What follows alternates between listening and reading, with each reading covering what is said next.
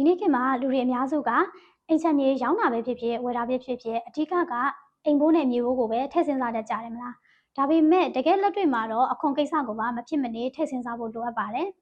ဘာဖြစ်လို့လဲဆိုရင်တော့ဥပဒေကအရောင်းဝယ်လုပ်တဲ့အခါမှာရောင်းတဲ့သူရောဝယ်တဲ့သူရောအခွန်ဆောင်ဖို့တာဝန်ရှိလို့ပါ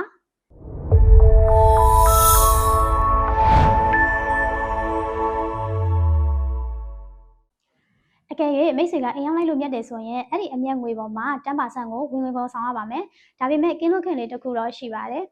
မိတ်ဆွေရောက်လိုက်တဲ့အိမ်ကစုစုပေါင်း300အောက်ပဲဖြစ်နေတယ်ဆိုရင်တော့အခွန်ဆောင်စရာမလိုဘဲနဲ့ကင်းလွတ်ခွင့်ရမှာပါဒါဆိုရင်ဝယ်တဲ့သူတွေအနေနဲ့ရောအခွန်ဘယ်လိုဆောင်မလဲမိတ်ဆွေအိမ်ဝင်လိုက်တဲ့ပတ်စံကဥပဒေနဲ့အညီအခွန်ဆောင်ထားပြီးသားတနည်းအားဖြင့်ပြောမယ်ဆိုရင်တော့ဝင်ငွေရလမ်းပြနိုင်တဲ့ငွေမျိုးပေါ့အဲ့လိုငွေမျိုးဖြစ်တယ်ဆိုရင်တော့ဝယ်ခွန်တစ်ကြမ်းမှဆောင်စရာမလိုပါဘူးတကယ်လို့ဝင်ငွေရလမ်းပြနိုင်တဲ့ငွေမျိုးမဟုတ်ဘူးဆိုရင်တော့မိတ်ဆွေဝယ်ယူတဲ့ငွေရဲ့ပမာဏပေါ်မှာမူတည်ပြီးတော့အစဉ်စဉ်အခွန်ဆောင်သွားမှာဖြစ်ပါတယ်အခွန်တွေဘယ်လိုဆောင်ရမလဲဆိုရင်တော့300တိဆိုရင်တော့3%ဆောင်ရမှာဖြစ်ပါတယ်3000ကနေ3000ကြားဆိုရင်တော့5%ဆောင်ရမှာဖြစ်ပါတယ်3000ကနေ3000ကြားဆိုရင်တော့10%ဆောင်ရမှာဖြစ်ပါတယ်ဒါပေမဲ့အဲ့ဒီပမာဏထက်ကျော်သွားပြီဆိုရင်တော့အခွန်က20%ကနေ30%အထိအစဉ်စဉ်ရှိသွားနိုင်ပါတယ်